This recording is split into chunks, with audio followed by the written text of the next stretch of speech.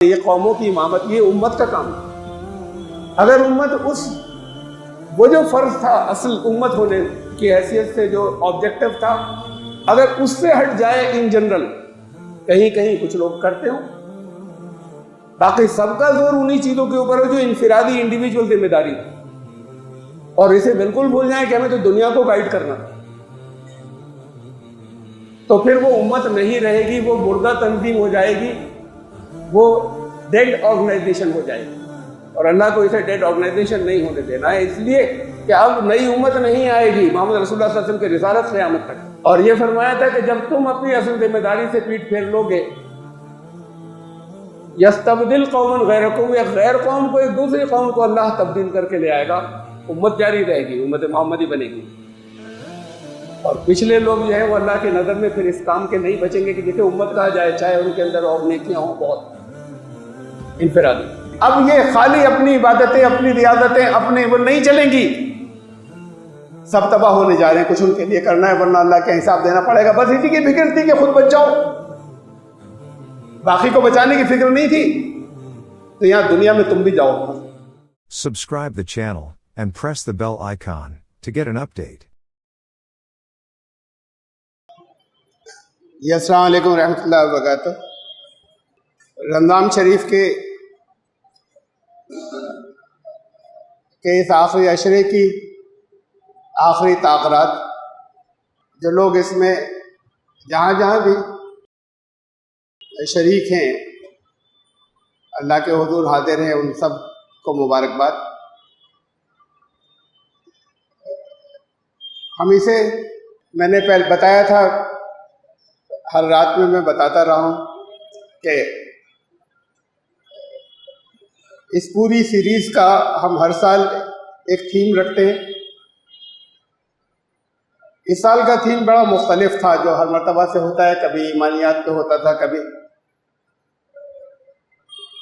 Profits के ऊपर कोई पूरी सीरीज़ आती थी, 5 रातों की, कभी सहाबा पर आई, मुख्तलिफ मौज़ूआत होते थे। लेकिन इस बार का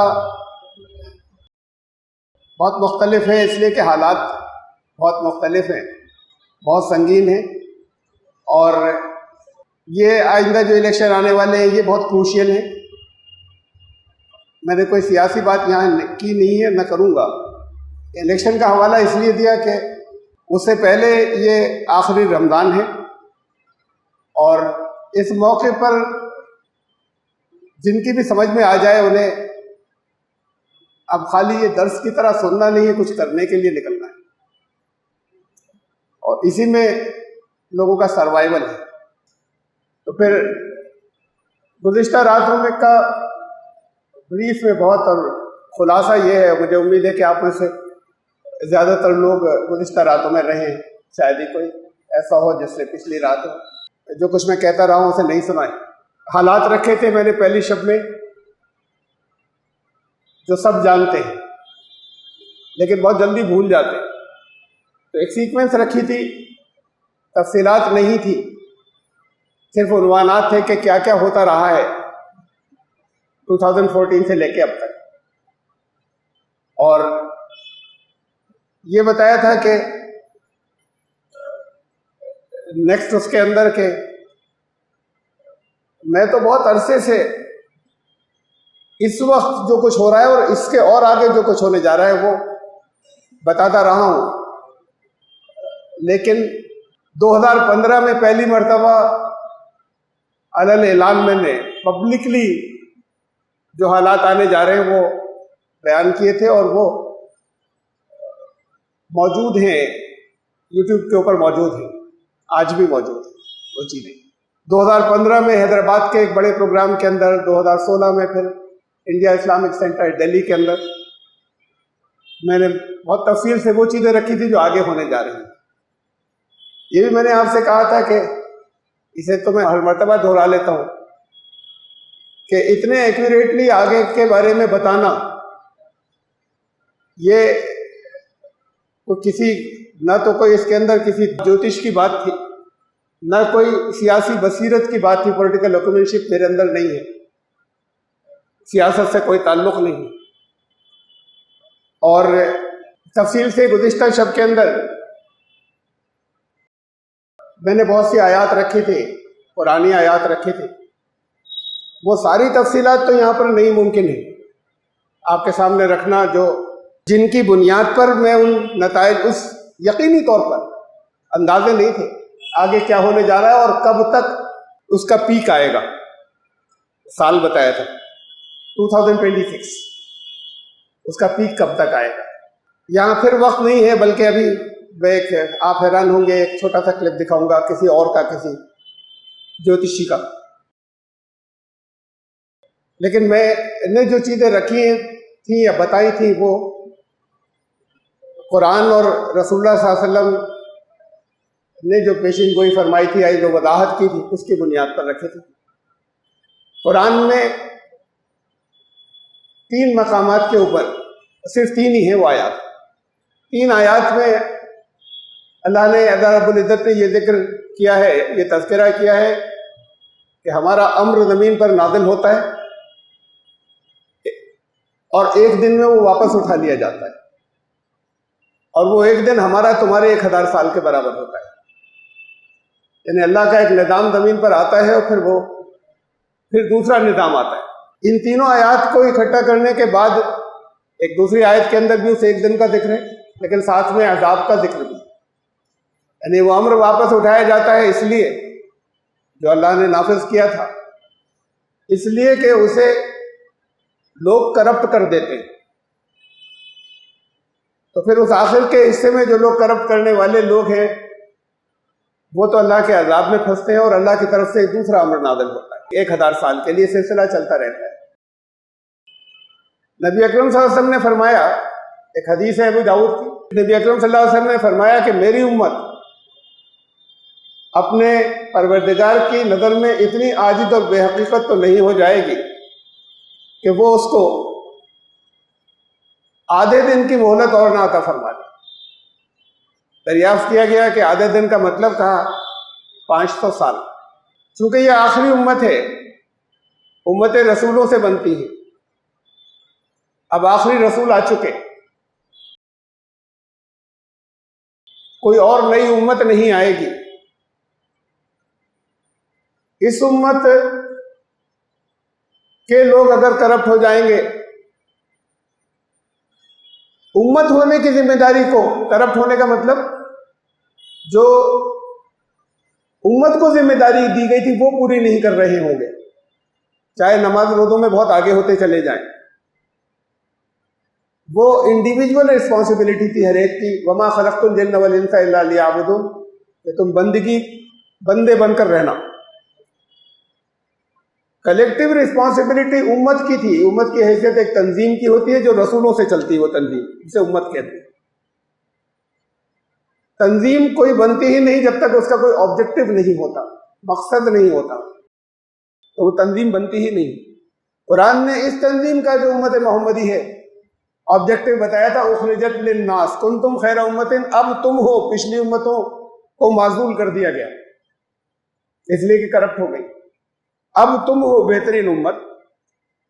पहला उसके बाद जो फिक्रा आया है, पहली चीज जो उसके बाद आई वही उखरिजत लिन्नास, तुम्हें दुनिया के इंसानों के लिए लाए। तामुरुना बिल मारूफ व तनहौना अनिल मुनकर, अल्लाह को जो पसंद है वो तुम उनको बताओगे और जो नापसंद है उससे रोकोगे। ये उम्मत की जिम्मेदारी, दुनिया के इंसानों को लीड करना।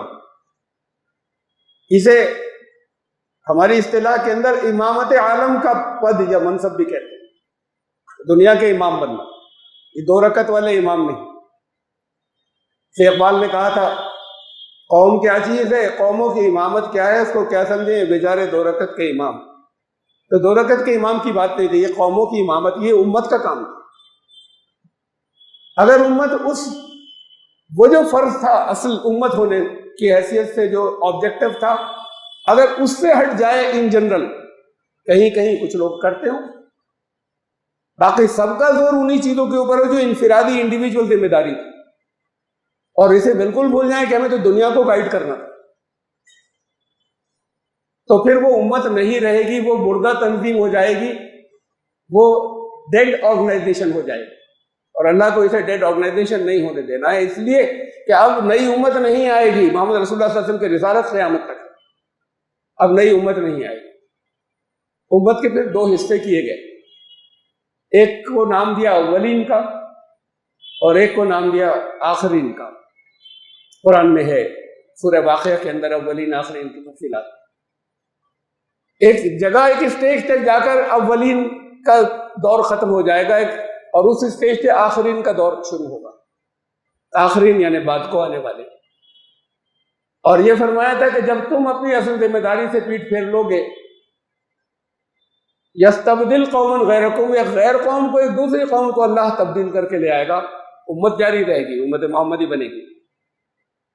और पिछले लोग जो है वो अल्लाह की नज़र में फिर इस काम के नहीं बचेंगे कि जिसे उम्मत कहा जाए, चाहे उनके अंदर और नेकियां हों बहुत इनफरादी। इसके लिए ये कुरान की मैंने अभी आपको बताया कि वो 3 आयात सूरह सजदा में है, सूरह सबा में है, वक्त को हुआ मैं पढ़ के उनकी तशरीह नहीं करूंगा, सूरह हज में है, जिनसे ये मालूम होता है कि और फिर रसूलुल्लाह सल्लल्लाहु अलैहि वसल्लम ने कहा इस उम्मत के लिए 500 साल का एक्सटेंशन, यानी 1500 साल। 1500 साल में वो जो अव्वलीन है वो उस मकाम तक आ जाएंगे कि फिर अजाब के मुस्तहिक हैं, और एक कौम दूसरी आएगी जो उम्मत मोहम्मदी बनेगी, कौम की तब्दीली। नबी अकरम सल्लल्लाहु अलैहि वसल्लम से पूछा गया वो कौन सी कौम होगी जिसका तज़किरा है यहाँ कुरान के अंदर, कुरान की 3 आयात के अंदर। आपने जो इशारे फरमाए ये सब तफसीलात तकरीर में मेरी मौजूद है यूट्यूब पर, इसलिए यहाँ पर मैं आयात और तफसीलात नहीं रख रहा, वो पूरी रात तो उसमें निकल जाएगी, 2 घंटे का मौजूद। लोग सुनते रहे, बहुत लोग बहुत कुछ जानते हैं। तो फिर ये 1500 साल जो हैं, इन 1500 साल के बाद ये तब्दीली वाक़ होगी कि अव्वलीन जो चले आ रहे थे मोहम्मद रसूल, उनका जवाल होते होते जो रसूलुल्लाह सल्लल्लाहु अलैहि वसल्लम से चल रहे थे उस जगह तक आ जाएगा, फिर उम्मत की हैसियत से अपनी जिम्मेदारी अदा नहीं कर रहे हों, फिर अल्लाह एक दूसरी कौम को लाएगा, वो आखिरी हो। उसका इशारा 1500 साल का है। और रसूलुल्लाह सल्लल्लाहु अलैहि वसल्लम ने जब पूछा सहाबा ने, मन हूं या रसूलुल्लाह, अल्लाह के रसूल ये कौन लोग हैं, तो आपने जो अलामात निशानियां बताई वो पिन पॉइंट करके बहुत एग्जैक्ट वो हैं जो इस मुल्क में आपके साथ रहने वाली कौम, उनकी निशानदी के ये लोग हो गए। देखिए, एक होती है तब्दीली कौम, एक होता है तब्दीली अफराद। इसे मैं रिवर्स में कहूं, एक होता है इंडिविजुअल कन्वर्जन। किसी ने सोचा कि भाई हम जिस रास्ते पे चल रहे थे वो गलत था, ये सही है, और वो तब्दील हो गया, कन्वर्ट हो गया, जिसे हमारे यहाँ कन्वर्जन कहते हैं, तब्दीली मजहब। ये तो होता चला आया है पहले दौर से लेके आज तक, अब भी हो रहा है दुनिया के अंदर। जगह जगह लोग ये तय करते हैं कि भाई ये नहीं, ये रास्ता ठीक था। तारीख में कभी कभी हुआ है जब पूरी पूरी कौमें बदली, उसे कहते हैं तब्दीली कौम। और कुरान ने जिक्र किया था कौम की तब्दीली का, यस्तबदिल कौमन गैरकुम, एक दूसरी कौम को लाएंगे हम बदल। तारीख में कभी कभी कौमें बदली है, ये कभी कभी हुआ है। मिसाल के तौर पर तातारी थे, कोई मिसाल नहीं मिलती जिस दर्जे का उन्होंने जुल्म और खूरेदी की थी, पूरी तारीख में कोई दूसरी मिसाल नहीं जो कत्लेआम उन्होंने किया था बगदाद। और फिर है या फितने तातार के अफसाने से पासमा मिल गए काबे को सनम खाने से, पूरी कौम एक ही दिन के अंदर इस्लाम में आ गई। और ये अब तक जो चले हैं मुगल और ये सब उन्हीं की शाखें थी। और तुर्की के अंदर जो खिलाफत और दुनिया के बहुत से और मुल्कों में उनकी शाखें थी। ये कौम एक बदली थी, एक दिन पहले, एक दिन नहीं, एक दिन बाद सब, उनके लीडर ने ऐलान किया और सब आ गए। एक दिन में कौमें नहीं बदलती, ये सामने से नजर आया। कौम की तब्दीली के आसार असबाब अंदर अंदर चल रहे थे 2-3 नस्लों से, और किसी को खबर नहीं थी। बड़े इनकलाब ऐसे ही आते हैं, सारे बड़े इनकलाब जो अचानक आते हैं, उसकी किसी को खबर नहीं होती और वो एकदम से आ जाता है। मैं 2 सुपर पावर्स थी, एक यूएसए एक यूएसएसआर, सोवियत यूनियन एक दिन फट गया, 12 टुकड़ों में बट गया। ये सब आज जो मुल्क हैं, ताजिकिस्तान, कजाकिस्तान, उज्बेकिस्तान, ये सब उसी में थे, सोवियत यूनियन में। वो 12 टुकड़ों में बट गया। उससे पहले दुनिया की किसी इंटेलिजेंस को खबर नहीं थी कि ये होने जा रहा है, किसी को नहीं। और वो एक दिन हो गया। अंदर अंडर करंट कहते हैं, कुछ चल रहा था, और वो एक दिन उभर कर सामने आ गया।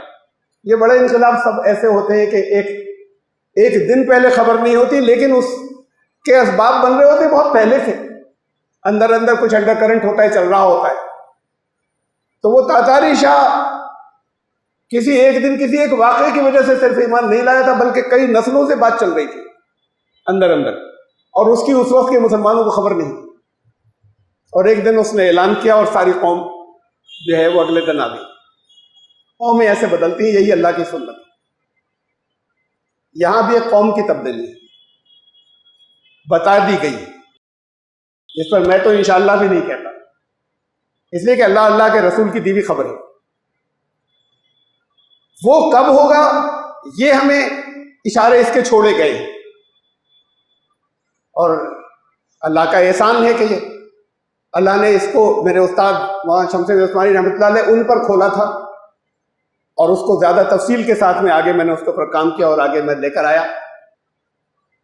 ये टॉपिक, ये मौजू बहरहाल हर एक की अपनी अपनी खिदमत है, लेकिन सिर्फ हमारे जरिए आया सामने कि ये होने जा रहा है। और कब तक होने जा रहा है? 1500 साल बाद। वो 1500 साल चांद के कबली नबी अकरम सल्लल्लाहु अलैहि वसल्लम की पैदाइश थे। जब चांद के 1500 साल गिनते हैं तो वो यहां आते हैं 2026 कमरी साल जब गिनते हैं। लेकिन एक कंडीशन है वहां पर मौजूद, एक शर्त है कि अगर अपनी जिम्मेदारी पूरी नहीं की, जो सब तो नहीं लेकिन कुछ लोगों ने अपनी जिम्मेदारी अगर पूरी नहीं की, देखिए कंडीशनल है ना, वह इन ततवल्लो, जब तुम अपनी जिम्मेदारी से पीठ फेर लोगे, यस्तबदिल कौमन गैरकुम, तो हम एक दूसरी कौम को ले आएंगे तब्दील करके, तो मला यकूनु अमसालकुम, वो नहीं पलटेंगे, वो जिम्मेदारी अदा करेंगे, तुम्हारे जैसा नहीं होंगे। तो इसका मतलब ये कि जब वो ये तब्दीली हो जो है वो तभी होगी जब अक्सरियत जो है वो नहीं कर रही होगी। अगर अक्सरियत मान जाए और करने लग जाए तो फिर अभी नहीं है तब्दीली, अभी अव्वलीन और आगे जाएंगे, जो पहला हिस्सा है उम्मत का। लेकिन जब डेस्टिन ये है अल्लाह के नविश्ते के अंदर या अल्लाह के इल्म के अंदर को 1500 साल बाद होना है, तो अक्सरियत तो इसमें नहीं लगेगी। कम से कम कुछ लोग तो हों जो कुछ करने वाले हो। असबाब किससे होता है? अल्लाह का काम, इस दुनिया का जितना होता है। अगर वो कुछ लोग नहीं खड़े हुए या उन लोगों ने अपनी जिम्मेदारी अदा नहीं की, तो फिर ये तारीख आगे 40 साल और आगे जाएगी। उसके सबूत हैं मौजूद, साहब कुरान में मौजूद है उसके सबूत, इसमें भी मौजूद है कि फिर जो गिनती होगी 1500 साल की, वो नबी अकरम सल्लल्लाहु अलैहि वसल्लम की पैदाइश से नहीं होगी, बल्कि नबूवत से होगी, गारे हिरा से होगी।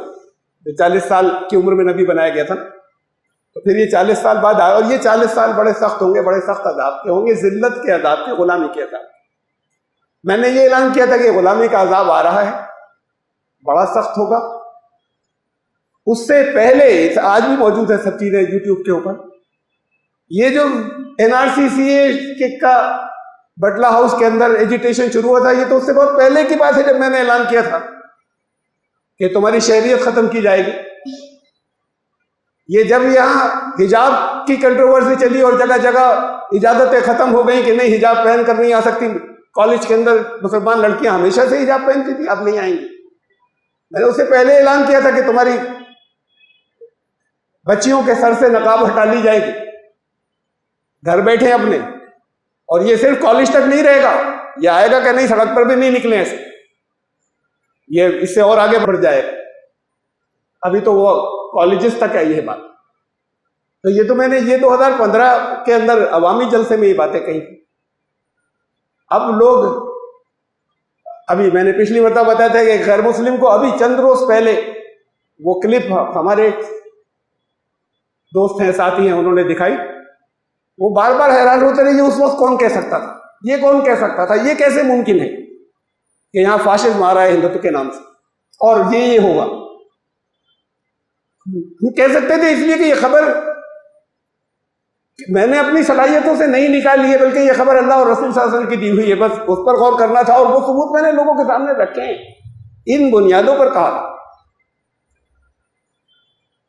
मैंने खुद कोई ये दावा नहीं किया कि देखिए मैं कितना ज़हीन हूं, मैं कितना बड़ा लीडर हूं कि मैंने ये सब पता लगा लिया और देखिए वही होता चला जा रहा है। जिन बुनियादों पे कहा था वो बताएंगे। अब अगर थोड़े से लोग, सब तो नहीं करेंगे, थोड़े से लोग भी इस कॉज के लिए नहीं निकले तो फिर 40 साल के अजाब में निकल जाएंगे। लोग बचेंगे भी, उस अजाब से बचाए जाएंगे। जो जिल्लत के अजाब में नहीं जाएंगे, जो गुलामी में नहीं जाएंगे, अल्लाह हिफाजत करेगा। इसलिए कि अल्लाह ने हमेशा अपना पैगाम पहुंचाने वालों की हिफाजत की। मैंने सारी आयात रखी, हम बचा लेते हैं थोड़े से लोगों को भी, वो मैंने सब आयात यहां पर रखी। ख्वाहिश तो हमारी यह है कि नहीं तब्दीली आ जाए, बाकी सब लोग अजाब में नहीं जाए।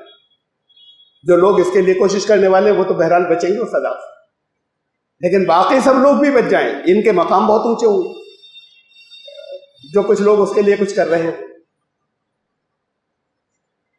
अब बिल्कुल आखिरी मार्जिन है। मैंने तो 2015 और 2016 में जो दिल्ली में बात करी तब ये कहा था कि कुछ अभी आप कुछ कर सकते हैं, आगे कुछ नहीं कर सकेंगे, अभी वक्त है। लोगों ने सुना, चले गए, सपोर्ट भी किया, तायद भी की। अक्सरियत ने कहा ठीक कह रहे हैं, वो सब उनके सामने तफसीलात भी रखी थी, उसमें उलमा भी थे, उन्होंने भी तायद की कि ठीक कह रहे हैं, वो सारी जो दलीलें साथ में रखी। लेकिन किया नहीं लोगों ने, थोड़े से लोग कुछ ना कुछ करते रहे, भी कर रहे थे। देखिए टकराव 3 तरह का होता है। अब यहां टकराव की बात यह है कि आप नहीं टकरा रहे हैं, लेकिन फाशिज्म एक फर्जी दुश्मन फाशिज्म के लिए जरूरी होता है कि खड़ा करे, वरना फाशिज्म नहीं होता। एक दुश्मन खड़ा किया जाए और उस दुश्मन को दिखाकर अपने लोगों को कंसोलिडेट किया जाए, मुत्तहिद किया जाए कि ये दुश्मन है, वो दुश्मन बना दिया गया है। उसमें बात चीजें ऐसी है जो हमारी आपकी कमियां हैं, जिन्हें बहुत ज्यादा हाईलाइट किया गया। उसमें बहुत सी चीजें ऐसी हैं जो झूठी हैं, जिसे लोगों ने यकीन कर लिया। मीडिया को कंट्रोल उन्होंने ऐसे किया कि जिसे लोगों ने मान लिया और यकीन कर लिया। अब एक टकराव की कैफियत तो पैदा हो गई। ये टकराव जो होते हैं, कहीं लोग समझते हैं सियासत में इसका सोल्यूशन है। मैं कहता रहा हूं लगातार नहीं है। चाहे जितने मुखलिस हो वो सियासी लीडर मुसलमानों की पार्टी बना लें, कि मुसलमान अपनी बना लें। अब 18% हैं, 20% हैं, इसमें सेंसस में तो 15% हैं, होंगे 18 होंगे 20 होंगे असल फिगर। जब ये इस नाम पर मुत्तहिद हो जाए 18% या 20% के सब मुसलमान मिलकर एक पार्टी बनकर इसको साथ दें, तो फिर 80% नहीं हो जाएंगे कंसोलिडेट। तो ये तो बिल्कुल गलत अप्रोच थी, गलत है, और फिर भी कुछ लोग कर रहे हैं। अब भी उनके कुछ एमपी बढ़ जाएंगे उन जगहों पे जहां मुस्लिम मेजॉरिटी, और बाकी और सब जगहों से इनकी तादाद और बढ़ जाएगी, कंसोलिडेशन हो जाएगा। सियासत में हल नहीं है, हिजरत कोई हल नहीं है। इतना कि जहां किसी जगह पर तुम्हें इसके लिए भी मजबूर कर दिया जाए कि वहां लॉन के किसी कोने में दूर भी चुपके अपनी खड़े होकर नमाज नहीं पढ़ सकते, अगर नमाज का वक्त आ जाए तो हिजरत कर जाओ। हिजरत सोल्यूशन नहीं है आज के दौर। कहां चले जाओगे? पाकिस्तान जाओगे, अफगानिस्तान जाओगे, सऊदी अरब चले जाओगे, दुबई चले जाओगे, घुसने नहीं देंगे एक को भी। अरे वही नहीं घुसने देंगे, जाएंगे कहां? रोहिंग्यास को आने दिया? वेस्टर्न कंट्रीज, मगरबी मुमालिक ने लिया, अपने इन लोगों ने नहीं लिया। वो तो थोड़े से थे, 2-3 लाख को तो कोई भी एडजस्ट कर देता है। वो जितने अपनी जानें खो बैठे, जितने अभी कुछ वहां बचे हुए हैं, जितने मर खप गए और जितने जगह जगह सेटल हो गए, वो सब मिलाकर टोटल 8 लाख थे। टोटल 8 लाख बस। तो उसमें से ये रिफ्यूजी कितने थे जो निकले हैं? 2-3 लाख। ये 2-3 लाख को तो हर मुल्क ले लेता, एक मुस्लिम नहीं लिया उन्होंने, अपने यहां नहीं घुसने दिया। तो 20 करोड़ को घुसने देंगे, 20,000 को भी नहीं घुसने देंगे। हिजरत सोल्यूशन नहीं है। फिर 2 नंबर के शहरी नहीं क्या गुलाम बनकर रहे? 2 नंबर भी ये अल्फाज भी छोटे हैं। हल क्या है? ये कश्मकश क्या है? मुसल्ला कश्मकश, जद्दोजहद कैसा निकल के फिर अब लड़ना शुरू कर दे। अगर सचमुच लड़ सकने वाले होते, 20 करोड़ किसी दिन खड़े होते, अगर सचमुच खड़े हो गए होते तो बाकी सब भाग जाते, लेकिन ये खड़े नहीं हो सकते। ये आपस में एक दूसरे को काफिर कहते हैं सब। ये कभी एक प्लेटफॉर्म पर आ नहीं सकते, चाहे अलग अलग सब टुकड़ों निवालों में समेटे जा रहे हैं, लेकिन इकट्ठे नहीं होंगे इस कॉमन मुसीबत के ऊपर। ये भी नहीं होगा। हल किस जगह है? टकराव अगर कहीं होता है, यहां से तो टकराने की बात नहीं, ना टकराव के हालात है, ना टकराव की किसी के अंदर हिम्मत है। अगर होता है तो जंगी होता है, हथियार उठा लिए। एक सियासी होता है, पॉलिटिकल। बता दिया आपको कि सोल्यूशन नहीं है, सामने आ चुका। मेरे बताने से क्या होता है कि कोई पॉलिटिकल सोल्यूशन नहीं आपके। किसी और पार्टी में जाए, वो एक्सप्लॉइट करते रहे हैं आज तक, अपने नहीं बनाए तो। और एक होता है फिक्री, आइडियोलॉजिकल। कहा जाता है, ऐसा समझा जाता है कि यहां पर एक बुद्धिज्म बहुत फैल गया था पूरे हिंदुस्तान के अंदर। तो शंकराचार्य, जो आदि शंकराचार्य कहलाते हैं, जिनके नाम पे आज अलग 4 मठ के शंकराचार्य बने हुए, वो 7वीं सदी में 7th सेंचुरी के अंदर वो खड़े हुए और बुद्धिज्म को उन्होंने निकाल दिया पूरे मुल्क से। तो कहीं बड़े कत्ले आम की खबर नहीं है, किसी जगह नहीं हिस्ट्री में। पूरे मुल्क में फैला था कि उन्होंने लाखों या करोड़ों लोगों को मार दिया, ऐसी कोई खबर नहीं पूरे मुल्क। ये तो कहीं छोटा मोटा कुछ होता रहता है टकराव, तो ये तो होते ही रहे जगह जगह हर दौर में। ये माना जाता है, ये कहा जाता है कि उन्होंने आइडियोलॉजिकली वो इतनी इनको आउट कर दिया बुद्धिज्म को, और सनातन धर्म की आइडियोलॉजी ऊपर आ गई। यानी इसे कहा जाता है फिक्री महास, उसके ऊपर हरा दिया बुद्धिज्म को। बड़ा आदमी था, काबिल थे, एक्सपर्ट थे, ये ऐसे ही नहीं थे आज के दौर के रटे हुए। ये मैंने आपको मिसाल दी आइडियोलॉजिकल या फिक्री टकराव। ये भी सोल्यूशन नहीं है आपके पास, ये भी हल यहां पर नहीं है। इस्लाम तो हर मौके के लिए, हर दौर के लिए सॉल्यूशंस देता है, हर सिचुएशन के लिए। उसी को तो कहा है मा उन्जिला इलैकुम मिन रब्बिकुम, मैंने रखी थी किसी रात में आए, उसकी इत्तिबा करो जो तुम्हारे रब के नाजिल किए हुए कलाम में सबसे अच्छा है। तो सबसे अच्छा एहसन है, सबसे अच्छा कौन सा हो जाएगा? इसका मतलब कुछ चीजें कम अच्छी हैं, हम कंपेयर करेंगे सबसे अच्छा कौन सा है अल्लाह के कलाम में, और कुछ कम अच्छा कौन सा है। सबसे अच्छा वो कि जो उस सिचुएशन में, जिस सिचुएशन में आप अलग अलग दौर में, जब जिस दौर में जिस सिचुएशन में, उससे मुताल्लिक़ जो अहकामात उसे लोग उस वक्त के लिए सबसे अच्छी वो है। कहीं भी अगर कहा जाए बचकर जाओ, उसने कुरान से ही निकाल लिया कि ये तो कहता है जान दे देना, लड़ना। तो ये नहीं है उस वक्त की हिदायत, उस वक्त की हिदायत कुछ और थी। लेकिन कुरान तो हर सिचुएशन की हिदायत देता है, और बात जगह के लिए कहता है कि अगर बचकर निकलना चाहा तो ईमान जाता रहेगा। यहां चाहे तुम्हारी जान जा रही हो, वहां अगर बचकर निकले तो वो उस वक्त के लिए हिदायत नहीं थी, उस वक्त के लिए। तो हर सिचुएशन की हिदायत है। इस दौर के लिए क्या है वो भी बहुत मुख्तसर मैं आपको बताऊं। अभी तक क्या था जो मैंने रखा था, सियासी, जंगी, सियासी, फिक्री। ये यहां के लिए, इस दौर के लिए है फिक्री नहीं फितरी। नेचुरल, ये तो है डिफेंस, और अटैक है कंपैशन, रहमत, जो यहां पर इस दौर के लिए बताया कि लोग लेकर आते हैं उनके यहां फितरी चीजें नहीं हैं। ये दीन फितरत ये है, आओ इससे मुकाबला होगा, हट जाएंगे पीछे, और तुम्हारा अटैक है रहमत, ये इस दौर के लिए, यहां के लिए हिजरत नहीं है, टकराव नहीं है। इसके लिए कंफर्ट जोन से निकलना होगा, घर बैठे हुए हैं। और फिर जब जो लोग कंफर्ट अपनी अपनी जगह के, हाँ बस इस वक्त सेफ तो हैं, कंफर्ट जोन किसे कहते हैं? बनी इस्राइल को हजरत मूसा निकाल कर चले, अल्लाह ने फिरौन का लश्कर डिबो दिया, 300 साल से गुलाम थे, आ गए, आजादी की सांस ली समंदर क्रॉस करने के बाद।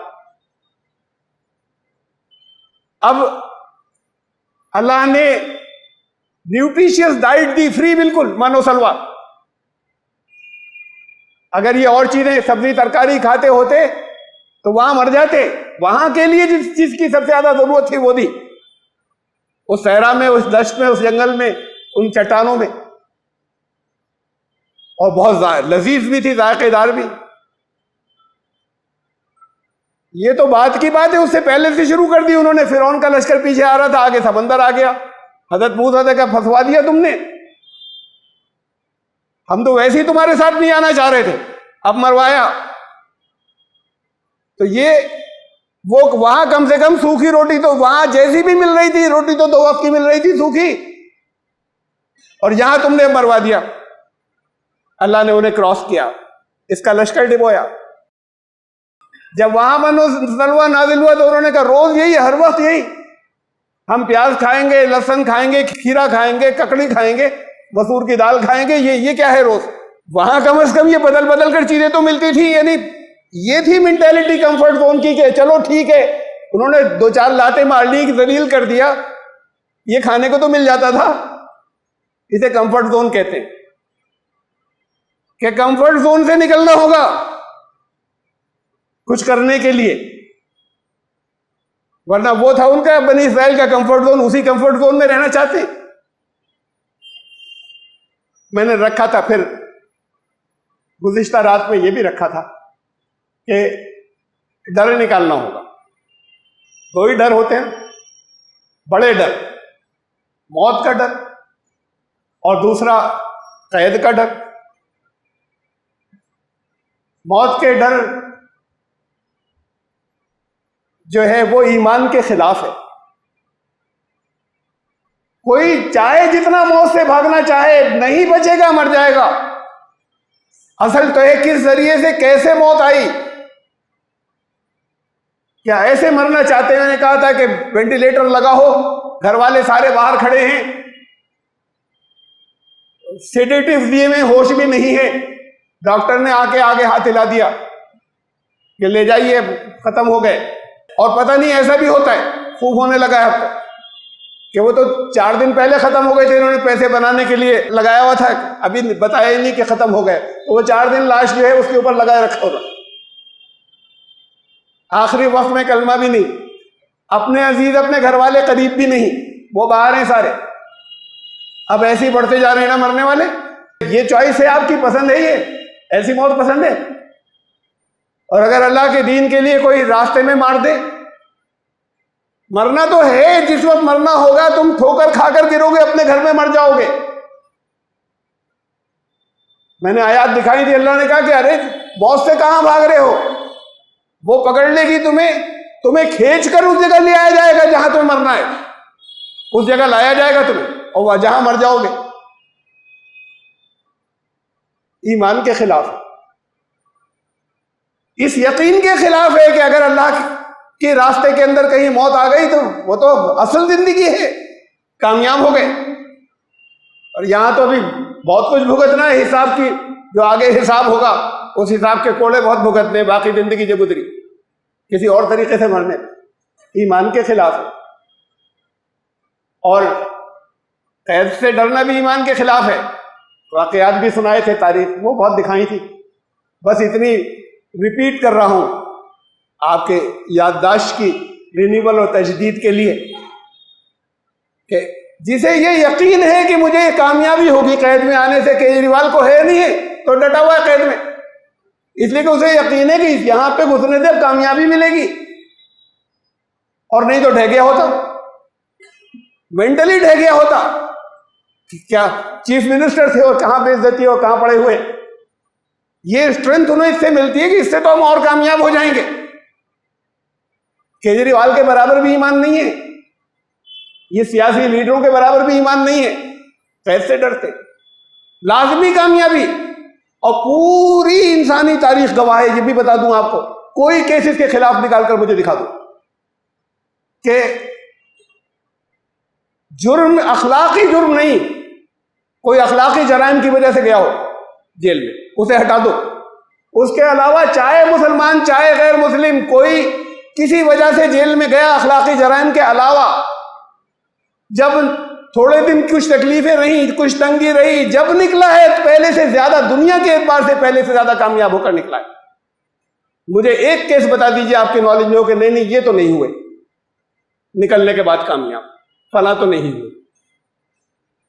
तो इस पर भी यकीन नहीं है यार, ये इसे अल्लाह की सुन्नतुल्लाह कहते हैं, जो हमेशा होता चला आया। तो फिर कैसा ईमान है। तो आएंगे, ऐसी चीजें आ सकती है, कंफर्ट जोन से निकलना होगा, और वो कामयाबी है निकलने के। घड़ी एक तरह सी मैंने इतना सा एक लफ्ज की मरम्मत कर दी है इकबाल के शेर में, घड़ी नाजुक है नादा, मुसीबत आने वाली है, तेरी बर्बादियों के मशवरे हैं आसमानों में। नाजुक लम्हे के लिए कुछ तय करना है आप, वरना अल्लाह की प्लानिंग के, अल्लाह की तेरी बर्बादियों के मशवरे हैं आसमानों में, अल्लाह की प्लानिंग में बर्बाद होने जा रहे। बता दिया है, ये भी बता दिया क्यों। जिन्हें जालिम कहते हो अल्लाह की नजर में ये सब पहले गुजर चुका है, सबूतों के साथ में आयात के।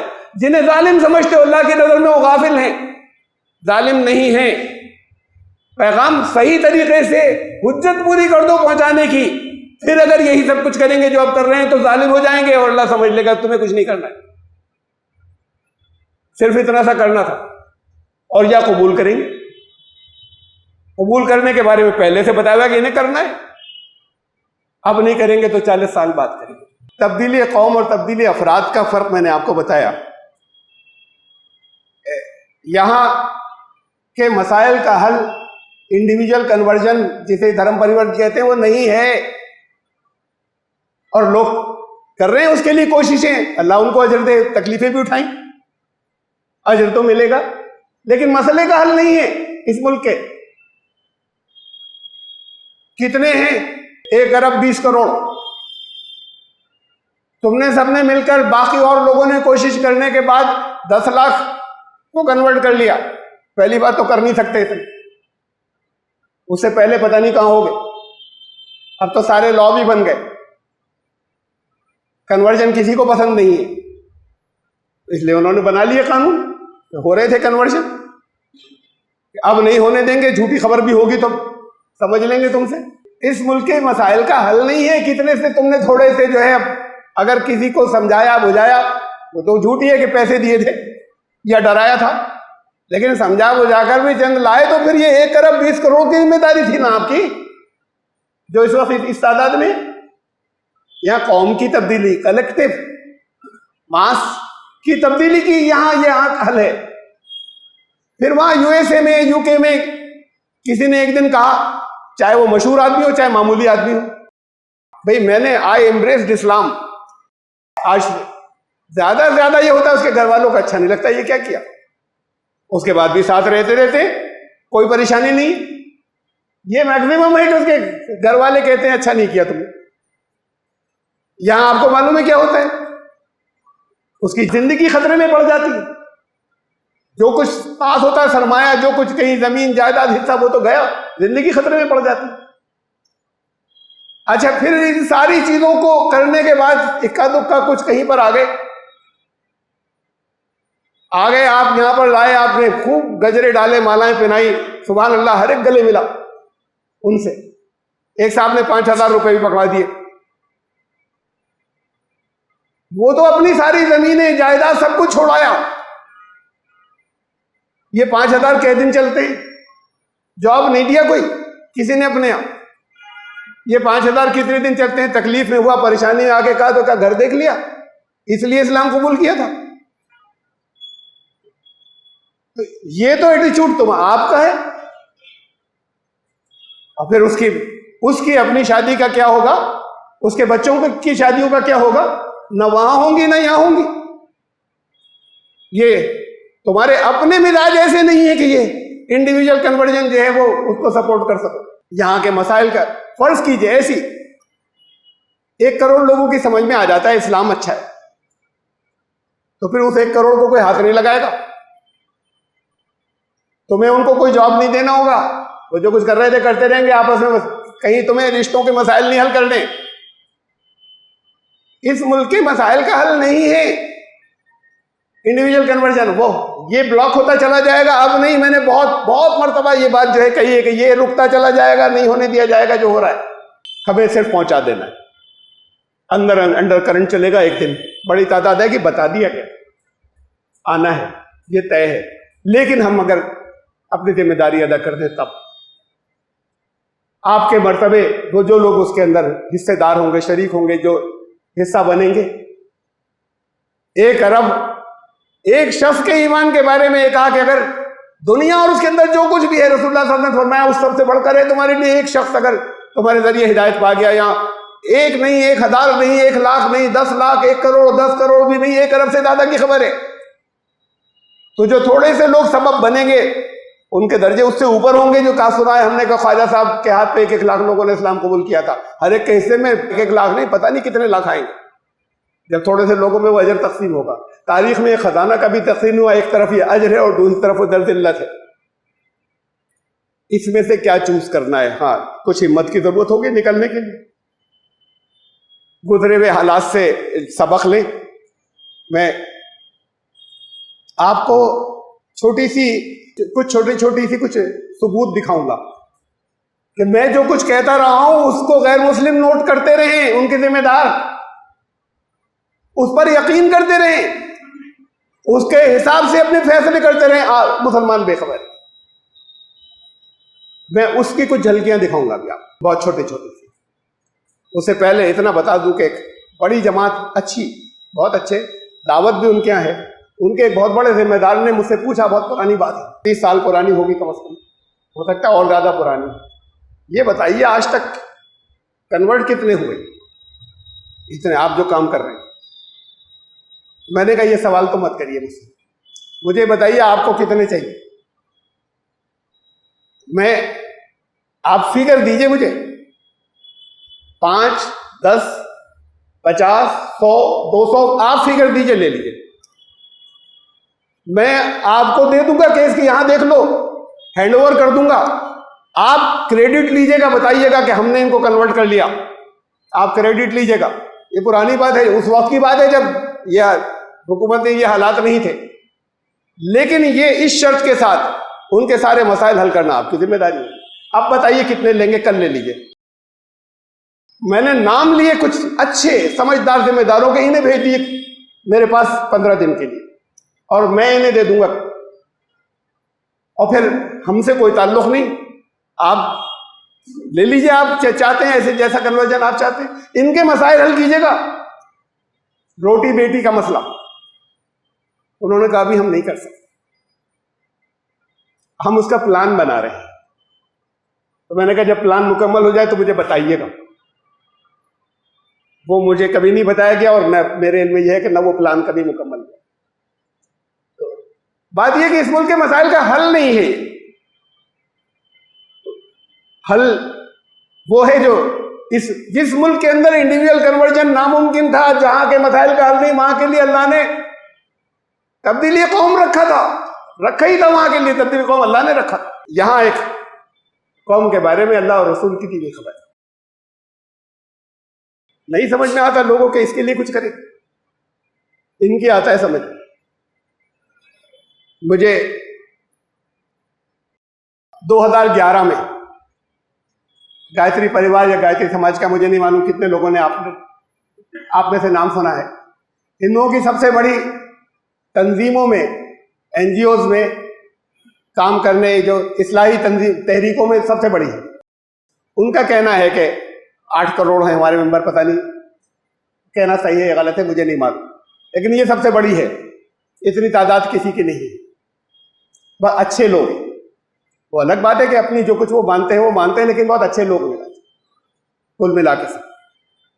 मेरे पास ऑफर आया उनके हेडक्वार्टर से, ताल्लुक उनके अहम लोगों से रहा मेरा, आज भी है। मेरे पास ऑफर आया कि आपने कहा था ना कि वो युग, उनके यहाँ जो मेन जोर इंफेसिस जिस चीज के ऊपर है ना, वो ये है कि युग बदलेगा, कलयुग खत्म होकर सतयुग आएगा और वो आने ही वाला है। बस सतयुग मतलब आएगा और आने वाला है। तो मैंने उनसे कहा था कि उनके बड़े जिम्मेदार से, कुरान हदीस भी ये कहते हैं कि सतयुग आने ही वाला है, कलयुग खत्म हो गया और उसमें भारत विश्व गुरु बनेगा। अरे उन्होंने कहा लिख कर दीजिए, आप हमें बताइए कुछ इसके ऊपर लिख दीजिए, हम अपने यहां से छापेंगे। मैंने एक बुकलेट लिख दी, उसका नाम था युग परिवर्तन इस्लामी दृष्टिकोण। वो जब पहुंची तो वो जरा सा फंस गए उसमें, जो कुछ था। सतयुग क्या है? सत हक युग, दौरे हक आने की तो खबर दी गई है। अब दौरे हक किसे कहते हैं? आप जिसे आपको जो खबर दी गई वो अपना सतयुग जो भी समझते हो। सतयुग आएगा, कलयुग चल रहा है अभी, दौरे तारीखी। मैंने उस पर लिखा कि इस्लाम क्या कहता है, और इस्लामी नुक्ता नजर से हमारी अहादीस और कुरान, उनके नुक्ता नजर से वो क्रांति, वो इनकलाब हिंदुस्तान से उठेगा, युग परिवर्तन का, और भारत विश्व गुरु होगा, इस कौमों का इमाम। लिख कर दिया तो अब वो खामोश थे, चीजें उसके अंदर ऐसे नहीं समझ रहे थे वो कि उसके अंदर बहुत से कुरान की चीजें मैं ऐसे दूंगा और वो छाप दे। कुछ दिनों के बाद उन्होंने कहा कि अच्छा ठीक है, आपस में मशवरे हुए होंगे, मीटिंग हुई होंगी, हम छापेंगे। मैंने कहा एडिट नहीं करेंगे, वरना रहने दीजिए, आप इसमें कुछ तब्दील नहीं करेंगे मेरे लिखे हुए, वरना रहने दीजिए।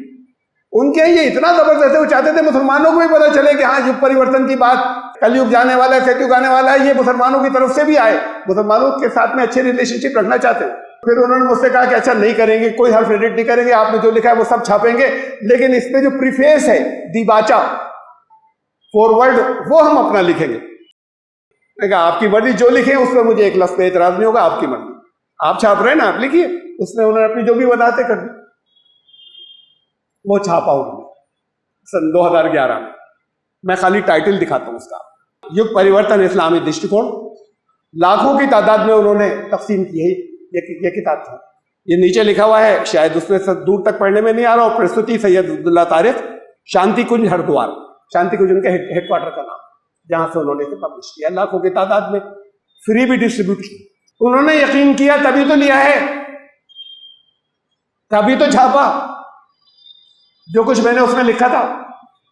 अच्छा, मैं चंद मिसालें दे रहा हूं। ये अच्छे लोग हैं, लेकिन उनका अपना युग परिवर्तन का, कलयुग जाने और सतयुग आने का जो भी उनका अपना कॉन्सेप्ट है, उन्होंने हमारा कॉन्सेप्ट छापा, और खुद उनके अपने यहां से वो किताब जो है वो तकसीम होती है।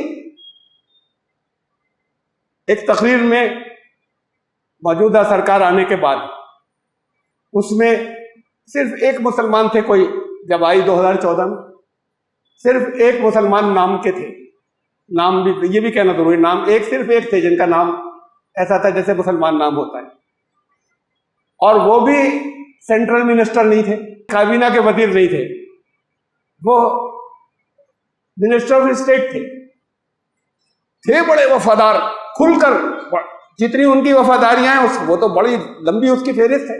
और तो उनको, और जितने नाम आए थे उस वक्त, अब तो कुछ नाम आप जान गए हैं ना, इसलिए कि जयशंकर साहब का नाम जान गए, कुछ इनका नाम जान गए जो आपके फाइनेंस मिनिस्टर हैं, इसलिए कि आता रहता है नाम। इनको कोई दुनिया जानता ही नहीं था, कोई नहीं जानता था मुल्क में कि ये कौन लोग हैं। वो नए लोग जो हैं वो सब भरे हुए थे सेंट्रल मिनिस्टर, जिनको कोई ना एक्सपीरियंस था, ना सियासत का एक्सपीरियंस था, ना मिनिस्ट्री का एक्सपीरियंस था, वो सेंट्रल मिनिस्टर थे। उनकी पूरी भीड़ सिवाय दो के। तो मैंने एक जगह तकरीर में कहा कि तुम्हें 2 नंबर पर रहना है, अभी से देख लो, नाम ले रहा हूं, मुख्तार अब्बास नकवी को देख लो, और फिर तुम उसी में खुश है। ये लोग जो वहां पर हैं ये उसी में खुश है। हाँ, हमारी हैसियत 2 ही नंबर की है, खुश भी बहुत है उसके अंदर। वो जिन्हें कोई जानता नहीं था वो मरकजी वजीर है, और ये जो है मिनिस्टर ऑफ स्टेट हैं, जो स्पोक्स पर्सन थे, जिनका हर वक्त नाम आता था, जिनकी वफादारियां अनचैलेंज थी, ये इसी में खुश है। पहले देख लीजिए ये छोटा सा, जहां मैंने कहा था, फिर मैं अगली बात बताता हूं। नाम बदलता है, सारे उसूल, सारी चीजें वही हैं। मैं यहां पर बड़ी जिम्मेदारी के साथ में, जिसका मुझे यकीन है, मैं वो ऐलान कर रहा हूं, यहां पार्लियामेंट तोड़ी जानी है, यहां फाशिज्म आना है, यहां आपको दूसरे दर्जे का शहरी बनकर रहना है, यहां 1 पार्टी रूल बाय फोर्स होना है। लेकिन पब्लिक साथ देगी, पब्लिक साथ देगी, पुलिस साथ देगी, मिलिट्री साथ देती है।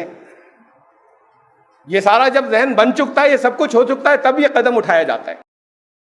जो गुजरात के मुसलमान जैसे रहते हैं, वो कहते हैं कि बीजेपी बहुत अच्छी है, मुसलमानों को अच्छे तरीके से रहने देती है, उन्होंने कहना शुरू कर दिया जिनके साथ बेपनाह ज्यादतियां हुई थी, और वो साथ, उनकी अक्सरियत साथ देने लगी आज इनका। उन्होंने सीख लिया दूसरे दर्जे का शहरी होकर रहना। अब वो हमसे रह सकते हैं, ऐसे हमले नहीं होंगे उनके ऊपर, और हमसे रहने दिया भी जाएगा। मकसद ये है कि ये समझ लें कि आप नंबर 2 के बनकर रहिए, आप जरा सा नीचे रहिए, बस खत्म बात। फिर अपनी जिंदगी में जो दिल चाहे करते रहिए। मुख्तार अब्बास नकवी खुश हैं कि मिनिस्टर ऑफ स्टेट बन गए, सेंट्रल मिनिस्ट्री नहीं मिल सकती, मिनिस्टर ऑफ स्टेट बन गए, वो खुश है कि हमारा मकाम यही था, वो इस पर खुश है। और बहुत से लोग जो बीजेपी में शामिल हुए, जब उन्होंने देखा कि हमें 2 नंबर पर रखा जा रहा है, तो हट गए। बहुत 20-20 साल तक साथ में रहने के बाद हट गए। लेकिन जो मुतमईन है कि हाँ हमारा मकाम यही है, वो उस जगह खुश है। तो ये मकाम सबका बनना है फाशिज्म के अंदर। अब अगली बात सुनिए, इस तकरीर के कुछ दिनों के बाद उनको सेंट्रल मिनिस्टर बना दिया गया।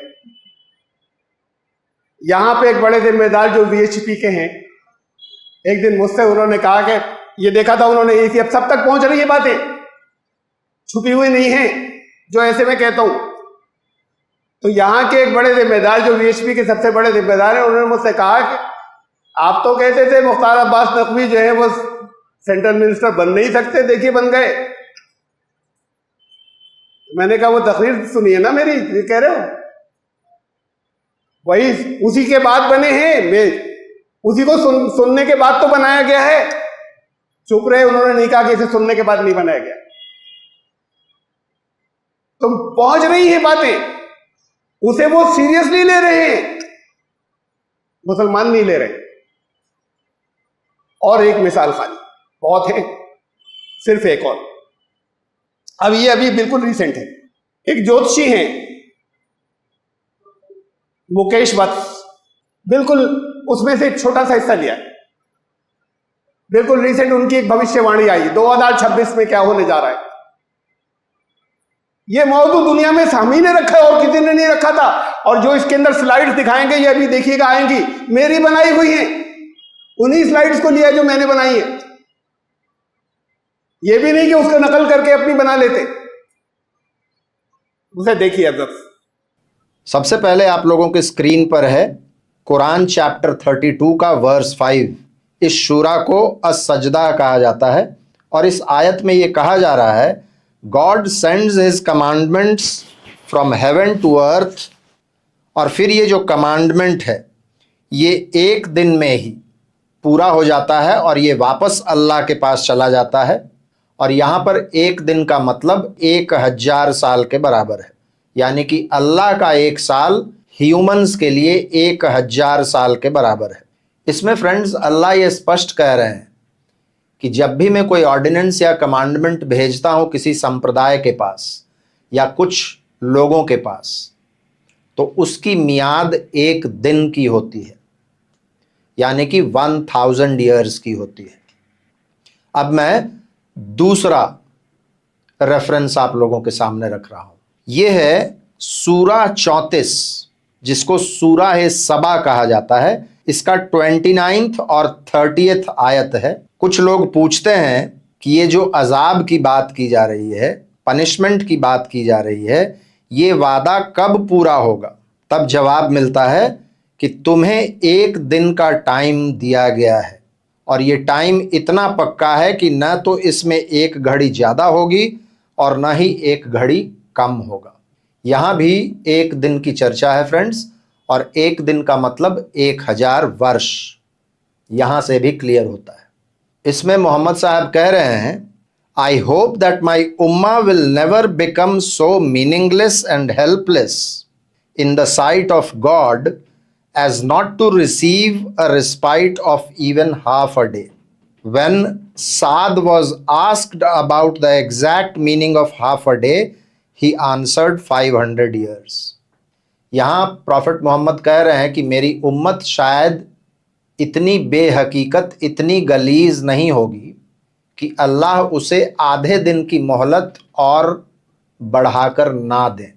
तो जब पूछा गया कि आधे दिन का मतलब क्या है, तो उन्होंने कहा 500 years, तो यानी कि 1000 साल और 500 साल। और बहुत था। इन्होंने नतीजा उससे निकाला, बस आधा हिस्सा लेकर फिर बाकी कोई छोड़ गए। इन्होंने इससे नतीजा निकाला कि ये इस्लाम 1500 साल बाद खत्म होने जा रहा है। ये खुद एक मुस्लिम विद्वानों ने कहा है, आइए मैं सबूत देता हूं आपको। और ये उन्होंने ऐसे पेश किया जैसे ये आयतें खुद निकाल कर लाए कि 1500 साल बाद इस्लाम खत्म होने जा रहा है। ये खुद कुरान कह रहा है और प्रॉफिट मोहम्मद कह रहे हैं अजाब आ जाएगा उन पर, खत्म। मैंने कहा था अव्वलीन अजाब के मुस्तहिक होंगे, उसके बाद आखिरीन शुरू होंगे, यही आएंगे जो बोल रहे हैं। उसके बाद वो हिस्सा हटाने के बाद इस हिस्से को लेकर उन्होंने लोगों के सामने अपनी भविष्यवाणी की तरह रखा है। लंबी है, उसमें बहुत वो चीजें सब, उसमें जगह जगह बाद अल्फाज भी मेरे लिए वर्ड्स जो मैंने बोले थे। सियासी लोग सुन रहे हैं, यकीन कर रहे हैं, ये अलग बात है। कुछ हिस्सा उन्होंने रोक लिया अपनी पब्लिक के सामने जाने से। ये जो लोग सुन रहे हैं, यकीन कर रहे हैं,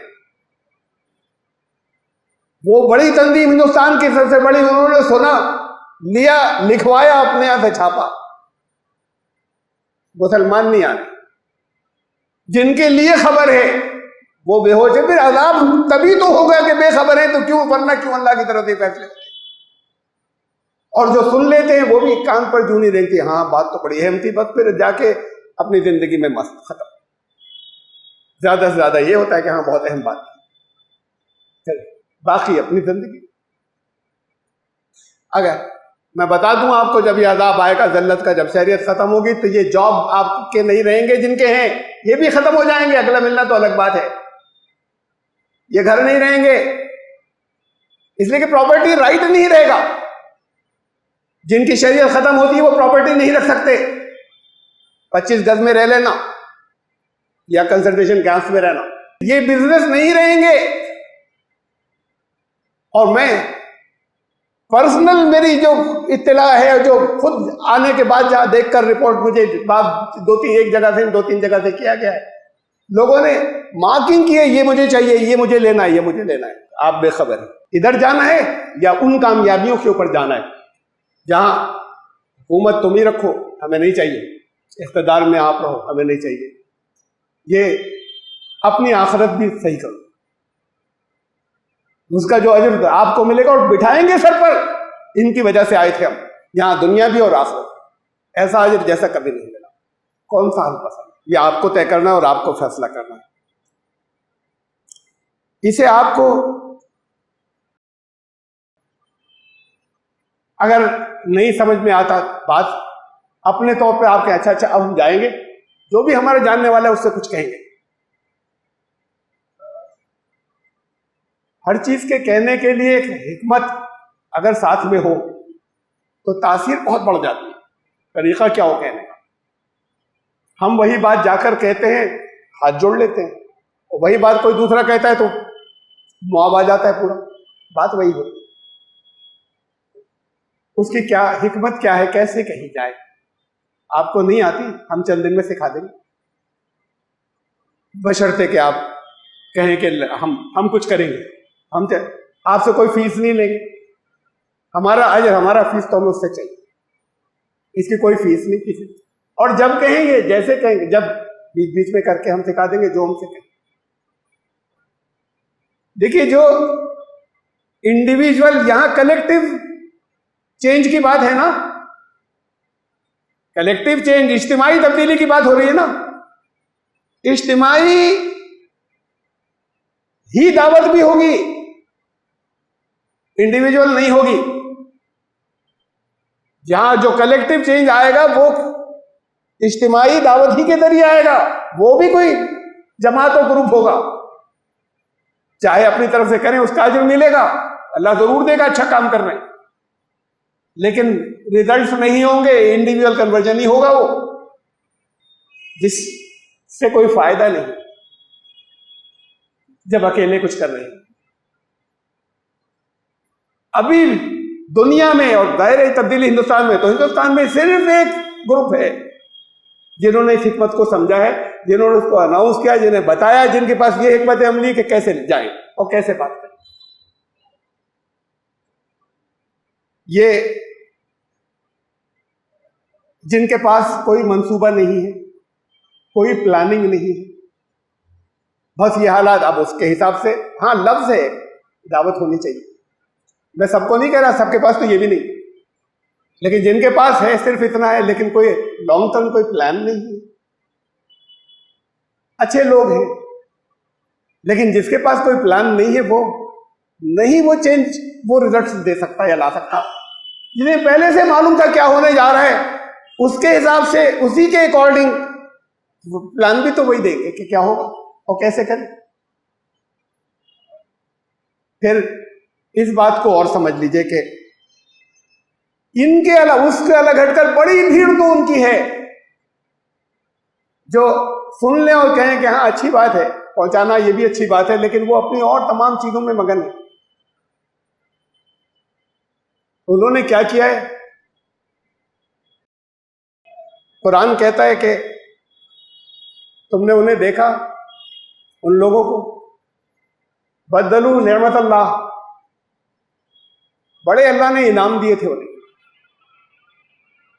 बदलू नेमत अल्लाह कुफरा, उस नेमत की नाशुक्री की। लोगों ने हजरत कहा, लोगों ने सर पर बिठाया, लोगों ने जूतियां उठाई, लोगों ने पैर दबाए। लीडरशिप तो उन्हीं की है ना, हर एक के लाखों सब समझने वाले। मैं क्या कहूं, मैं दर्द इस बात का है कि कहां जा रहे हैं ये लोग, मैं पब्लिक का इसलिए मैं, वरना कभी नहीं कहूं ऐसी बात। उन्होंने क्या किया? कुरान कहता है कि उस नेमत की नाशुक्री, इतना ऊंचा ऑनर मिला था तो कौम को तो सही जगह ले जाते। बालू कौम दारल बवार, उस जगह ले जाकर उतारा है, दारल बवार जो तबाही का घर है, वहां ले जाकर उतार दिया। लीड करके कौन लाया? खुद थोड़ी पहुंच गए, इन जगहों पे खुद नहीं पहुंचे, अवाम नहीं पहुंचते। बाहलू कौम दारल बवार, वहां जाकर उतारा है, जहां पर उन लोगों, वो जो सियासी अछूत थे, सियासी अछूती थे, 1984 में 2 सीटें थी, सियासी अछूत थे। जो सियासी अछूत थे उन्होंने तुम्हें सियासी अछूत बना दिया, अब तुम्हारा कोई आदमी नहीं चाहिए एक भी, वो ऊपर आ गए। इन हालात में पहुंचाया, इन हालात में पहुंचाया कि काफिले को ले जाकर उस जगह उतारा जहां तुम्हारी जिन्स का कोई खरीदार नहीं, इस हालात में पर पहुंचा दिया। जिम्मेदार कौन है? मैं किसी के खिलाफ कोई बगावत नहीं करता, लेकिन अब तबाही का बिल्कुल कगार है। नहीं कहूं, कैसे नहीं कहूं, कोई नाम नहीं ले रहा, लेकिन खुद नहीं आए हो इस जगह, लाए गए हो। अब इसमें से जितने लोग चाहें निकले और ये सोचें कि अब हमें अपने हालात को बदलना है, कम से कम कोशिश करके ज्यादा से ज्यादा लोगों के हालात को बदलना है। 8 साल में गरीबी दूर होनी चाहिए। मदीने में दूर हुई थी ज़कात के जरिए, गरीब नहीं, ज़कात लेने वाला नहीं बचा था। यहां वो करोड़पति हो गए ज़कात वसूल करने वाले, उनकी जमीनें बढ़ गई। मुसलमान तो गरीब है और रहेगा। देखो वहां उनको क्या मिल रहा है, वहां कहां जा रहा है?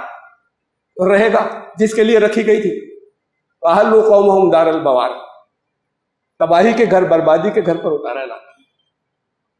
और अभी उन्हें नहीं मालूम कि अभी इन हालात से कैसे निपटे। आप लोग समझ लीजिए, मैंने पहली मर्तबा इस फोरम को, इस मेंबर को, मैं जुम्मा यहां पर 28 साल से मैं जुम्मे की नमाज पढ़ा रहा हूं इस मस्जिद, मैंने कभी ये बात नहीं कही इस मेंबर से, यहां से दीन की बात की, हालात की बात की, लेकिन ये कभी नहीं कहा कि कुछ हम कुछ कर रहे हैं उसके साथ आई, कभी नहीं कहा। यहां पर हर साल रमजान के अंदर मैं बैठता हूं, बहुत सी चीजें होती है, बहुत से मौजूद आते थे, ये कभी नहीं कहा कि अब हमारे साथ आ जाओ। आज इसलिए कह रहा हूं सिर्फ हमारे पास सोल्यूशन, दिल चाहे मानो दिल चाहे मत मानो, इतनी बातें रखने के बाद दिल चाहे अपनी वफादारियां जो कुछ है वो उनकी इज्जत करे, कुछ ना कहे, मेरे मुंह से इतनी बातें निकली उसके लिए भी मैं अल्लाह से माफी चाहता हूं, लेकिन जराइम है, कहूं छोटी सी बात है, लाखों हदीसें मोहम्मद रसूलुल्लाह सल्लल्लाहु अलैहि वसल्लम के लाखों, और लाखों झूठी भी हैं जो आ गई हैं, लाखों सच्ची, इन झूठी सच्ची दोनों को मिला लीजिए, कोई एक निकाल कर लाइए जहां हजरत आयशा बैठी हो पैर दबाने के लिए रसूलुल्लाह सल्लल्लाहु अलैहि वसल्लम के, हजरत अली बैठे हो, हजरत अबू बकर बैठे हो के पैर दबा रहे हैं, हमारी आखिरत संवर जाएगी इनके हम पैर दबाएंगे तो। और जरूरत थी, ये है मौजूद के पांव सूज जाते थे, गरम आ जाता था, तहज्जुद में खड़े होते थे, ये मौजूद है, तकलीफ नहीं होती होगी, दर्द दिल नहीं चाहता होगा। जब दुनिया से तशरीफ ले गए, बहुत तेज बुखार था, सर फटा जा रहा था दर्द से, लोग थे वहां मौजूद, किसी ने सर नहीं दबाया, इसलिए कि हुजूर को पसंद नहीं था, वरना दबाते नहीं। मैं नहीं कह रहा बुरी बात है, हो तो जरूर दबाइए, हो तो पैर भी दबाइए, सर भी दबाइए, लेकिन इसलिए पैर दबाए जाते हैं, हर हजरत के इसलिए पैर दबाए जाते हैं कि इससे हमारी आखिरत संवरेगी। हुजूर के पैर दबाने से आखिरत संवरती, न उनकी किसी दौजा ने कभी उन्होंने किसी से दबाया, न सर दबाया, न पैर दबाया, आखिरत संवरती तो उनसे संवरती। ये भी इस मिजाज इस कल्चर पर लेकर जा रहे हैं। क्या क्या कहूं आपसे, नहीं दिल चाहता कहने का, लेकिन अब अपने आप को बचाइए, करना क्या है और उसके लिए कैसे कहना है और कैसे जाना है। वो लोग बचाए जाएंगे जो इस इज्तिमाई काम कर रहे होंगे, इज्तिमाई तब्दीली के लिए। मुमकिन है अल्लाह उन्हें बचाए जो इनफिरादी इंडिविजुअल कर रहे हैं, अजर भी मिलेगा, लेकिन उसका रिजल्ट नहीं निकलेगा, उनका जज्बा है, काम कर रहे हैं, अल्लाह कबूल करेगा। आज पहली बार मैंने, इसलिए कि इस इलेक्शन से पहले ये आखिरी रमजान है, मुमकिन है ये बातें कहने का मुझे मौका नहीं मिला, इसलिए आज कही। इससे पहले बहुत तफसील रखी, जिन्होंने नहीं सुने 21 तारीख से यहां तक की चीजें सुन लीजिए, फिर मांगिएगा तो फिर उसकी जो तफसीलात, जिसके सबूत यहां रहने टाइम नहीं था, नहीं मिले, वो भी दे देंगे आपको, देख लीजिएगा। इन्होंने लिया ना जोशी जो थे, अपनी चॉइस का एक हिस्सा ले लिया, वो अव्वलीन तक उन्होंने कहा यहां तक जाके मुसलमान खत्म हो जाएंगे, अदाब आ जाएगा, खुद कुरान हदीस कह रही। ये मौजूद दुनिया में किसी कोई और लाया ही नहीं, वो हमारी चीजें उठाकर उन्होंने इस शक्ल में कही। तो ये कह रहे हैं, वो किताब छपवा रहे हैं, गायत्री, सबसे बड़ी तंजीम गायत्री परिवार वाली, सतयुग आने की, कि इस्लाम में सतयुग का क्या तस्वुर है, वो मुझसे लिखवाकर अपने छपवा रहे हैं किताब का। और जिनके लिए है उन्हें होश नहीं। ये हुकूमत ये फैसले कर रही है, एक तकरीर के ऊपर ये फैसले कर रही है, बना दो भाई सेंट्रल मिनिस्टर बना दो, बात ये आ रही है फैले की बदनामी। बहरहाल आपके सामने मेरी जिम्मेदारी थी, मैं रख दूंगा, सब कह दूं। मुझे बड़ी हिचकिचाहट होती है इस तरह की कोई बात कहने में, अपने आज तक कहीं इसीलिए नहीं कही, लेकिन जब कोई तबाही की तरफ जा रहे हो और मैं समझूं कि नहीं मेरे पास हल है, या मैं कुछ कर सकता हूं, या हम कुछ आपको बचाने का रास्ता दे सकते हैं, तो फिर मुझे कहना पड़ेगा। बस अल्लाह आपको के इन रातों को कबूल फरमाए। बहुत हो गया अपनी इबादत, अल्लाह जानता, इसीलिए आते हैं ना यहाँ पर। उसे मैं दोहरा दूं, सिर्फ जिसको ब्रीफ मुख्तसर पिछली एक रात में रखा था, उसे दोहरा दूं मैं कि नबी अकरम सल्लल्लाहु अलैहि वसल्लम ने पिछली उम्मतों का किस्सा सुनाया और कि एक उम्मत के बारे में अल्लाह रब्बुल इज़्ज़त ने फैसला किया कि इसे तबाह कर दो, इस बस्ती को ख़त्म कर दो। फरिश्तों ने देखा वो काम के, अर्ज़ किया बारी ताला इसमें तो एक शख्स वो है जिसने 70 साल में एक भी दफ़ा भी नाफरमानी नहीं की, कोई गुनाह ही नहीं किया है, और हर वक्त ये जिसे वो इबादत कहते हैं हम लोग, हर वक्त ये उसी इबादत में लगा रहता है, 70 साल से ये ऐसा, ये भी तबाह हो जाएगा। फरमाया अज़ाब इसी के मुसल्ले से शुरू करो, जहाँ इबादत कर रहा है वहां से। ये कैसा वली है, तुम वली कहते हो, ये तो वली तो दोस्त कहते हैं, कैसा दोस्त है कि जहन्नम में सब जल रहे हैं और इसे अपनी फिक्र है। तो फिर अजाब इसी के, उसको इसकी इबादतों का अजर मिलेगा हमारे यहाँ। दुनिया के अंदर ये भी तबाह हुआ, और ये सबसे बड़ा जिम्मेदार ये बचा सकता था लोग। वो वक्त आ गया कि जब जरूर कीजिए अपनी अल्लाह से ताल्लुक। हम यही तो भी लास्ट सेशन में आपसे कहेंगे कैसे रब्त हो, कैसे ताल्लुक हो, अपनी नमाजें दुरुस्त कर दीजिए। लेकिन अब ये खाली अपनी इबादतें, अपनी रियादतें अपने वो नहीं चलेंगी, सब तबाह होने जा रहे हैं। कुछ उनके लिए करना है, वरना अल्लाह का हिसाब देना पड़ेगा। बस इसी की फिक्र थी कि खुद बच जाओ, बाकी को बचाने की फिक्र नहीं थी। तो यहां दुनिया में तुम भी जाओ फंसे।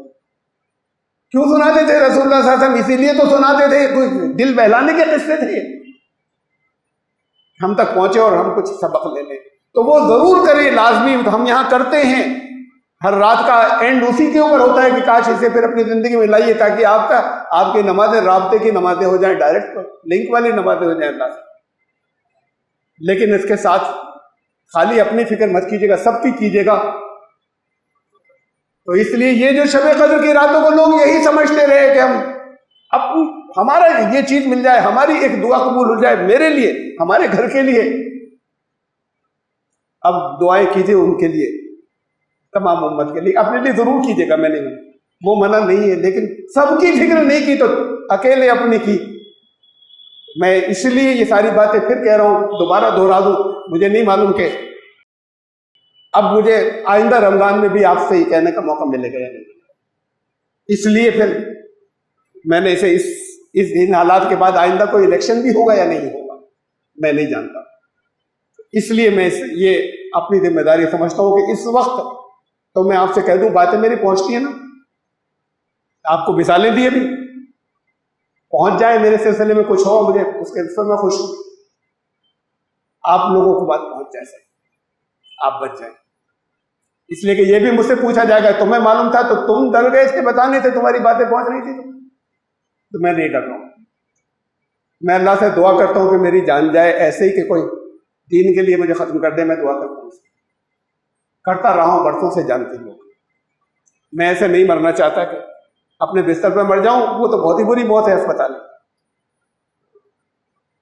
अब इसलिए जिसे ये खौफ नहीं, जिसे जान का खौफ नहीं रहा, जिसे कैद का खौफ नहीं रहा, उसे कोई डर भी नहीं। तो सिर्फ कहीं अगर हिकमतें होती, मसलहतें, तो ये कि जो प्लान है, जो काम है, वो ना रुक जाए।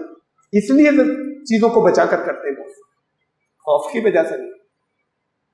लेकिन अब चूंकि बात बहुत से लोगों तक कम से कम इसी फोरम से पहुंच जाती है, इसलिए मैं कहने पर बहुत सी बातें मजबूर हूं। और अपने आप को बचाइए, अपने घर वालों को बचाइए, अल्लाह के यहाँ कामयाब हो। वो इनामात हो जो तारीख में कभी मिले ही नहीं। जन्नत और जहन्नम के बीच में कुछ नहीं है, या जन्नत या जहन्नम, या आपकी यहां कामयाबियां या खतरनाक माहौल जिसमें जाना है, बीच में कुछ नहीं। दुनिया में भी इज्जत और आखिरत और अनप्रेसिडेंटेड, ऐसी के रसूलुल्लाह सल्लल्लाहु अलैहि वसल्लम ने कहा कि वो लोग होंगे आखिरीन में, बाद के दौर में वो लोग होंगे जिनका अजर सहाबा के मानिंद हो जाएगा। सही हदीस है। तो सहाबा जैसा तकवा खुद फरमाया, ऐसी जमात अब नहीं आएगी, कभी नहीं आएगी। उनका जैसा तकवा नहीं ला सकते, उनकी जैसी ईमान नहीं ला सकते, उनकी जैसी वफादारी नहीं ला सकते। उसके बाद भी अजर बराबर हो जाएगा। ऐसी हो जाएगा कि एक एक हिस्से में लाखों आएंगे। अपना फैसला कीजिएगा अपने तौर पर। मैं जहां तक इस बयान का ताल्लुक है, वो आज इस वक्त का ये ख़त्म हुआ, इन 5 रातों का अल्लाह ताला आपके दिल में उतार दे, इसलिए कि आप खुद को और घर वालों को नहीं, और कुछ ज़्यादा से ज़्यादा लोगों को बचा सकें। और आपकी ज़ाती ज़िंदगी के लिए अल्लाह इन दुआओं को, आपकी और नमाजों को और लोगों को अल्लाह ताला कबूल करे।